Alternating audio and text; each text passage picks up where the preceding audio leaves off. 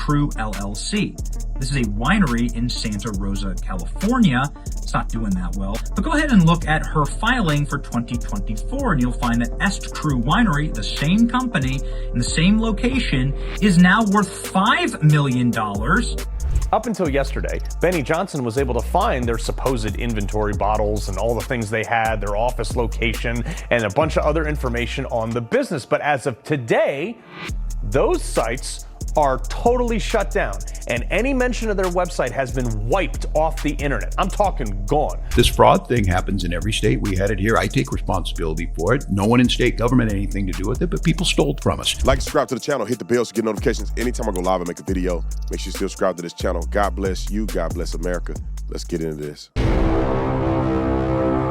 All right, let's get into Ilhan Omar and this winery scam. And I'm going to try to be as fair as humanly possible when I explain this. I'm going to be fair. I do business. I own multiple businesses. I understand how investment work. I understand how EBITDA work and all that other stuff. I understand how you evaluate a company. I understand this at a very basic, understandable level, right? I'm not an expert, but I can give some guidance on this. And we are going to discuss why I think this is still an issue. And I'm going to try to give Ilhan Omar the benefit of the doubt in certain things, and let's see where we end up. Let's roll the clip on what Benny Johnson said about this winery scam, potentially. Roll it. Have a look at this. Here's Ilhan Omar's financial disclosure from the Congressional Record, year 2023. I want to bring your attention to this company right down here, EST Crew LLC. This is a winery in Santa Rosa, California. It's not doing that well. The total value of the winery is listed at $15,000, and Ilhan Omar's barely making any money off of it at all. Hardly enough to pay a parking ticket. Okay, that's fine. Nothing really mysterious there. Businesses fail all the time. But go ahead and look at her filing for 2024, and you'll find that EST Crew Winery, the same company in the same location, is now worth $5 million. That's incredible, up from $15,000. And now Ilhan Omar's making enough to pay rent. Like, what is this exactly? Aren't you supposed to sell wine at your wine company? Where are your wines? Oh, there are no wines. You want to know why? Because this is a fake company. Rep. Ilhan Omar's husband accused of swindling investors in their California winery. They stole millions from cannabis growers. You can see here's the lawsuit right here, saying that Tim Minette, who's Ilhan Omar's third husband, no relation, swindled his investors and defrauded them. Now, let's talk about this. We got a news clip that's going to explain a little bit more, but let's take a quick recap. You guys have literally sold past half of our inventory in pre-order in 1 week. 1 week, Verdict has sold past half of all of our inventory. Like, we got to restock.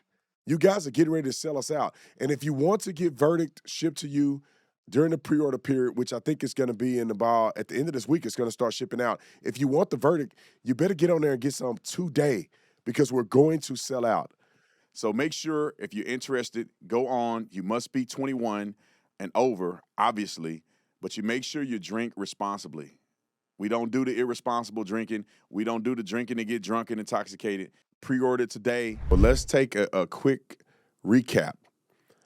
A company can go from being worth $15,000 to being worth $5 million in 1 year. It could happen, right? Depending on how much money you infuse in a company and how well it do rapidly. There is some things that can be inflated to make it appear that it has more worth than what it actually have by injecting money into it. It's a possibility that could happen. But the crazy thing is, while you are a politician working for the people, it is highly suspicious when business deals go from that to the next. It does not appear that Ilhan Omar has had a history of financial success in any corporation. It does not appear that her husband has had any success in any corporation of this magnitude to this point. That's where it becomes suspicious. And people are suing her husband for fraudulent behavior. I try to give her the benefit of the doubt. You can have a business that go from this to that in the next year. I had a business that went pretty big in just 1 year because of COVID. And that was a significant change in the business model, significant influx in views on the social media and all the other stuff that goes with that. There can be a significant change. But there is tangible reasonableness to my business growing versus some behind-the-scenes scam where somebody's suing and her business growing. All right, let's get to the news clip on Newsmax because this is a little more to it. Roll it. Another major asset she listed in her financial disclosure is this winery. What does a Somali know about wineryism? Okay, that was in 2023. That was worth, according to Ilhan Omar's own financial disclosure form, between $15,000 and $50,000. But on her financial affidavit, and let me tell you this too. This is what people do. If you start a company in a single year, you could have an investment en route, but when you started the company, you made a low ball estimate. Now you have to reap what you sowed that next year because you will be lying if you tried to hold on to a reality that wasn't there anymore, which means that when I start my first company and when I talk to the bank and they ask me, how much money do you think you'll make in a year in this company as it's just started, I have to give them a reasonable estimate. I can't say, I'm gonna make $400 million in this company the first year. You gotta give them a reasonable response. So in good faith, if this was good faith, she may have thought, our winery just started, we'll tell them between 15 to 18,000. It hadn't even started yet. Like for instance, I'll give you an example. My energy drink company, Shenergy. It's a corporation, and when I first started it, we had an idea what we wanted to do. When the product hadn't gone to the market, we knew that when it hit the market, it was going to sell. But when the product hadn't gone to the market, you don't want to make a crazy estimate on how much you think the thing will make. You don't need to do that for your own business filings, and you need to do that because it may not make what you think. But then when it sells and it starts making some real money, you have to disclose that. Roll the clip. From a year later, that same winery was listed at a value of between $1 and $5 million. Just real quick. Why does a Muslim own an alcohol company? I thought that wasn't a thing in Islam. Anyway, it gets weirder. Up until yesterday, Benny Johnson was able to find their supposed inventory bottles and all the things they had, their office location, and a bunch of other information on the business. But as of today, those sites are totally shut down, and any mention of their website has been wiped off the internet. I'm talking gone. The Wayback Machine, all these other crafty little archive sites, everything is gone. Like deleted the root service. I called my computer buddy, Jim. He couldn't even find it. It was some fancy AR jargon bot machine for recovery. I don't even know, he was explaining it to me. He couldn't even find it, which is weird that a company that boasted an award-winning wine, the, quote, double gold winner in 2022 San Fran Chronicle competition with a corporate value of up to $5 million would just vanish into thin air? They didn't sell it? Is it possible for this to be a functioning business and have absolutely no footprint, wiped from the internet, go from 1,000 net worth to 5 million in less than a year? Well, no other winery on earth's done that, Carl. Anybody knows anything about this knows that the wine industry is under enormous pressure. Wineries, there's people pulling up vineyards and closing wineries, including some very well-known ones. People are drinking less wine. The economy is weighed on that in favor of cheaper alcohol options. So the wine industry has been in mad contraction for quite some time now. But more to the point, you have to have a federal license to have an alcohol facility. Where is her winery on the TTB website? That's right. The federal regulatory body that does this. So no, this doesn't exist, and it's a phantasm that the idea you can have a winery increase in value. Everybody else in the wine business knows better. Now, I tried to give it a benefit of doubt, y'all, but the reality is there's a lot of spooky, suspicious stuff going on here. Now, I'm not in the wine industry, but what he articulated sounds very reasonable. Why would anybody invest a couple $1 million into a winery when wine is not a key asset? I think that people should understand that and be privy to that. Now, on the other hand, if you're talking about the bourbon industry, then that's what, hey, I'm all in that. Knee deep, put the foot in it. You know what grandma make that mashed potato? They say she put the foot in that mashed potato. I put that foot in that bourbon, baby. So when you want to talk some bourbon, I know what I'm talking about when it comes to bourbon. That's why we started Verdict. Some of y'all know because y'all already done bought all of our inventory out pretty much. Literally, our first round of inventory is 2/3 gone in pre-sale. So maybe they should have talked to me about it. I could have told them they should have invested in that. But they got some other stuff going on, and I bet it's them Somalians who stealing money, rolling money over into their stuff and doing a winery and doing some shake and bake. They doing some shake and bake, some bombs, some explosions. I don't know what to call. Every time I see somebody with that freaking rap on their head, I think about somebody blowing up. And I'm not talking about being famous. Okay, what's the next? This clip is Ilhan Omar. Have we now transitioned to Ilhan Omar and that fake attack?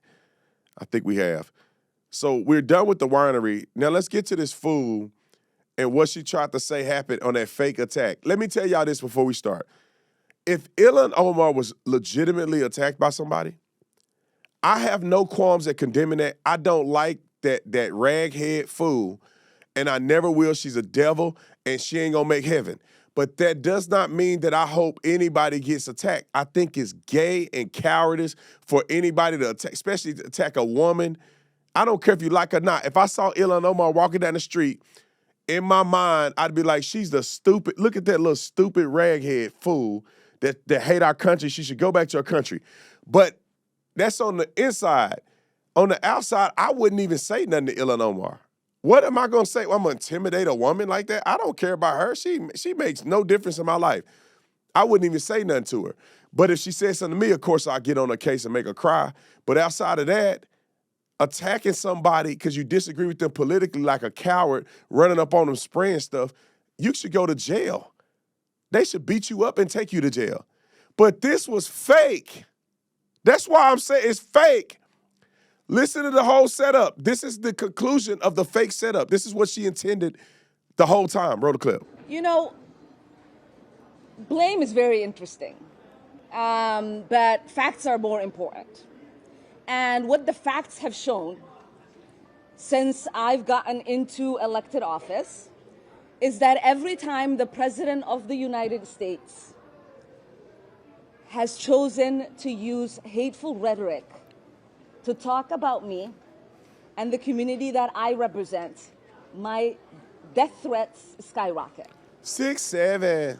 For 4 years, when he was in office, the first 2 years I was state rep. And the last 2 years, I was a member of Congress. It was Stop. Let me tell you why she's lying. I also, if you guys don't know, I own a security company. I don't understand why these people lying. We protect Nick Shirley and others. I know the tactical response that we put in place for people who really have death threats. If she's saying that Donald Trump, which is the most powerful man in the world, is creating death threats against her, there's no way she would have done a public event where every person in the event wasn't vetted. There's no way. There's no way that we would allow any of our clients to do a front-facing open event without protection. And if they do something where there could be people that turn, the security guard is not going to stand against the wall in the back while somebody jumps up and it hits her with something. The security guy's going to be right there. Did you watch Nick Shirley's videos? You seen him out there get some Somalis. Where was the security guy? Right there. So if anybody acts stupid, they were going to take a nap on the spot. They're not going to hit you and back up and go, take me into custody. They're going to they're going to go to sleep and dream of Donald Trump or something. She lying. Keep the clip rolling. Or third week when he started attacking me. I became a freshman who nobody should have actually known I existed because I wielded no power, to having the most death threats of any member of Congress. to the point where I had to Where's the have proof? 6 Capitol Police officers providing 24-hour detail to me and my family. He left office. Well, he was defeated. And Biden got elected. And what happened? And for 4 years, it almost plummeted. Time out. Yeah, I'm going to let her finish. Y'all help me, Lord. You telling me that Donald Trump said things to you in his 4 years, people hated you, and then when he left office, now we know Trump didn't leave the platform. Trump was campaigning and saying that the election was stolen the whole time Biden was in office. Trump was running for office. He's on podcasts. Trump doing rallies. He wasn't even the president. He was doing rallies. And you telling me that just because he wasn't in office, your death threats went down. Why you lying? Why are you lying? Keep going. Then he came back into office. Oh, now it's back. And he reassumed his vitriol. And now, my death threats are the highest of the members of Congress. And last night, the man that attacked me was specifically upset that Trump's order to deport Somalis was not yielding enough deportations of Somalis. Time out. Where do you get that information at? Who? Did he write you a note? Show us a note. Did he post it on social media? Show us the post. He didn't say nothing about Somalians or Donald Trump when he sprayed you with apple cider vinegar. Like y'all gotta make this make sense. He's mad. Like, put this in perspective. She's saying he was mad at her because she's advocating for not deporting Somalians who's ruined the country with fraud. And so his way of getting at her is to show up and spray apple cider vinegar on her shirt. He didn't even try to attack her. Put that on everything. She didn't even need security. He literally sprayed her and backed away from her. What? This woman is being investigated right now. Her winery is being investigated right now. And all of a sudden, somebody attacks her with apple cider vinegar. And she's on the platform saying it's all Trump. No, she staged it with this weirdo because she wants the attention off of the investigation into this winery. Can y'all not put 2 and 2 together?